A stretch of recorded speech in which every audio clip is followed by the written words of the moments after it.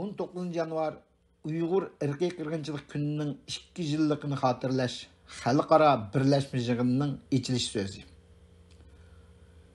2021 yili 19 yanvar Amerika davlat sekretari Mike Pompeo efendi Amerika hukumatiga vakolatan Xitoy hukumatini Sharq Turkistonda Uyghur irqiy qirg'inchilik jinoyatni sodir qildi.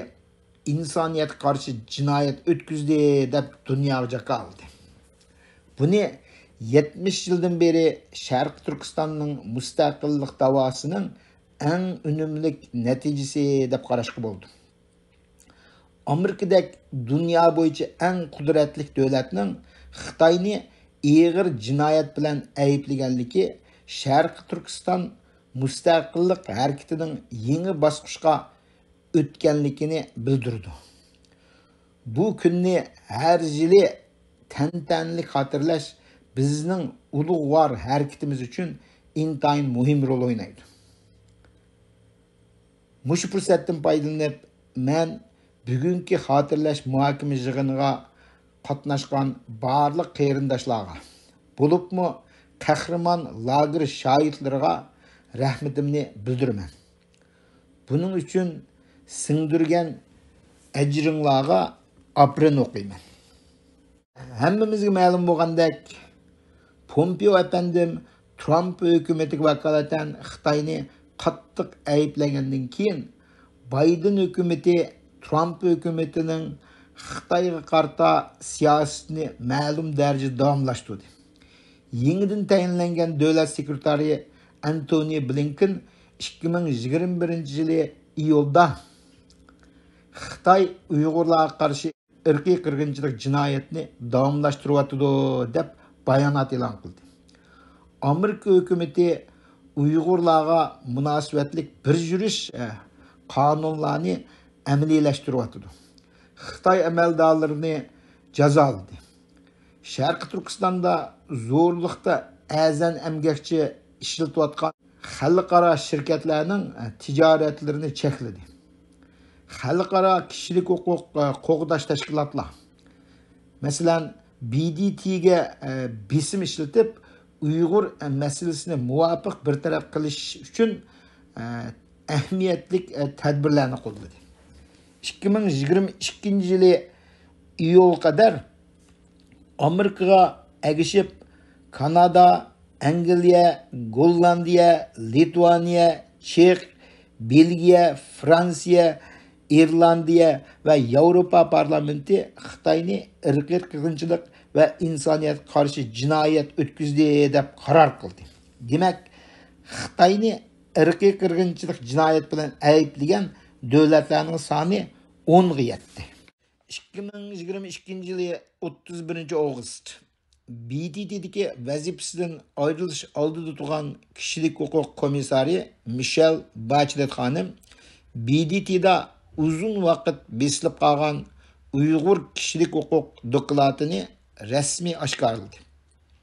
Xitoyning Sharq Turkistondagi Uyg'urlarga ağır derecede kişilik hukuk depsençilik qilganligi, bunun insaniyetga qarshi jinoyat bo'lishi mumkinligini dunyoga jakaldi. Irqiy qirg'inchilik xitobnoma 1948 yili 9 dekabrda BDT'da qabul qilinib, 1951 yili 12 yanvarda rasmiy qonunlashtirilgan. Amerika 1988 yili imzolagan. Bugunga qadar dünyadaki 152 devlet ve rayonlar mezkur şartnamega imzalagan. Irqiy qirg'inchilik xalqarada itiraf qilingan jinoyat bo'lib, milliy, etnik, irq yoki diniy jamoatni butunlay yoki qisman yo'qotishni maqsad qilgan qilmishlarni bildirdi. Bu qilmishlar 5 turga bo'lindi. Birinchi, cemaat a'zolarini o'ldirish. Ikkinchi, cemaat a'zolariga jismoniy va ruhiy jihatdan og'ir ziyon yetkazish. Uchinchi, bir cemaatning a'zolarini qasddan bularning jismoniy jihatdan bir qismining yoki hammasining yo'qolishini keltirib chiqaradigan oldin planlangan hayot şartlarini zo'rlash. 4. Jamoat ichida tug'ilishning oldini olishni maqsad qilgan tadbirlarni qo'llanish. 5. Jamoatdagi bolalarni boshqa guruhga majburiy yetkash. Irqiy qirg'inchilikning konkret aniqlamasiga kirmaydigan boshqa bir qator ig'ir zo'ravonlik jinoyatlar bor. Ular insoniyatga qarshi turish jinoyati, urush jinoyati, milliy tozalash va keng ko'lamli qirg'in qilish qatorliqlarni o'z ichiga oldi. Pompeo efendi Amerika hukumatiga vakolatan Xitoyning jinoiy qilmishlarini xuloslab mundaq dedi. Xitoyning jinoyatlari davomlashyapti va u tuvandikilarni o'z ichiga oldi. 1 milliondan ortiq fuqaroning xohlagancha turmaga tashlanishi yoki boshqa ig'ir jismoniy erkinligidan mahrum qilinishi. Homildor bo'lishni majburiy cheklash. Qo'lga ilinganlarning ko'p qismini xohlagancha qiynash, majburiy emgakka selish va diniy erkinligiga qattiq chek qo'yish, e'tiqod, fikr erkinligi va harakat erkinligini cheklash. Amerika hukumati barliq muvofiq ko'p taraflik va aloqador qonun organlarini Amerikaga qo'shilib, bu vahshiylikka mas'ul kishilarning javobgarligini surishtirish tirishchanligimizga chaqiramiz.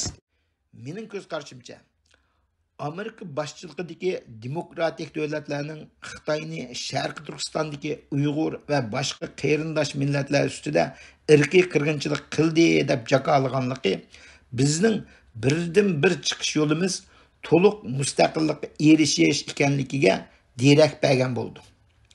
Hammalarga ma'lum, BDT'dan irqiy qirg'inchilik qilindi deb belgilagan millatlar xalqaroning yordami orqali mustaqillikka erishdi.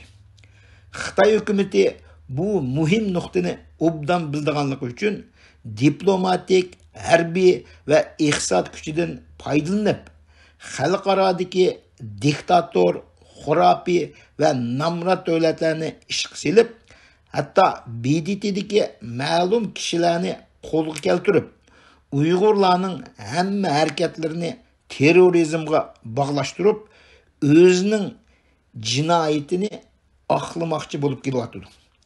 Shuning bilan bir vaqtda chet eldagi Sharq Turkiston mustaqillik harakatini bostirish uchun xoin jasuslarni ishga silib, irodasi bo'sh aktivistlardan foydalanib, muajiratdagi Sharq Turkiston mustaqillik harakatini atalmış kishilik huquqni qo'g'dash davosiga aylantirib kelmoqda. Shuning uchun muajiratda erkin dunyoda yashayotgan Uyg'ur va boshqa Sharq Turkistonliklarning markazlashga tegishli birdan bir to'g'ri ishi Sharq Turkistonning Xitoy tajovuzchilari harbiy kuchi orqali besib olgan davlat ekanligini xalqaro demokratik ellarida e'tirof qildirishdir. Buningdan boshqa har qanday faoliyat garchi bir qism kishilarning jon beqishiga foydasi bo'lsa-mu, mustaqilligimiz uchun ancha cho'ng foydasi bo'lmaydi. Ba'zi qarindoshlar g'arb davlatlarining bunda qaror chiqarishi mumkin emas deb o'ylaydi. Amaliyotda bu qilg'ili bo'ladigan konkret bir cho'ng ish. Masalan, bundan 10 necha yil burun g'arb davlatlarining Xitoyni irqiy qirg'inchilik yurgizdi deb ayblishi mumkin emas deb qaraydiganlar oz chiqmagan. Amdilikda Amerika boshchiligidagi demokratik ellar ochiq oshkora Xitoyni irqiy qirg'inchilik qildi, insoniyatga qarshi jinoyat o'tkazdi deb qaror chiqarib bo'ldi. Hozir Amerika Kongressda Tibetni Xitoy ishg'oliyatidagi davlat degan qonun loyihasi üstel üstüge qo'yildi. Pat yaqinda shu to'g'riliq qonun chiqarish ehtimoli bek cho'ng.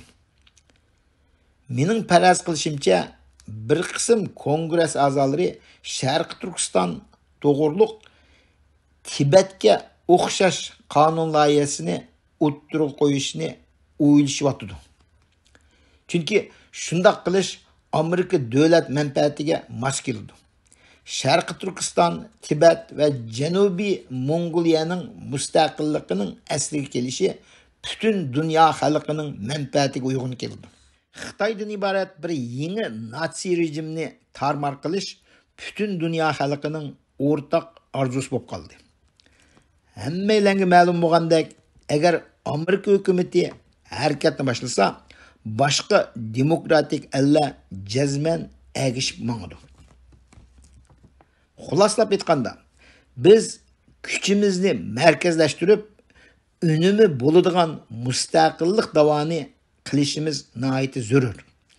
70 yildan beri oqmagan atalmış kishilik huquq davosini davomlashtiraverganlik faqat Xitoyga fursat va vaqt yaratib berib, maqsadiga yetishiga foydasi bo'ldi.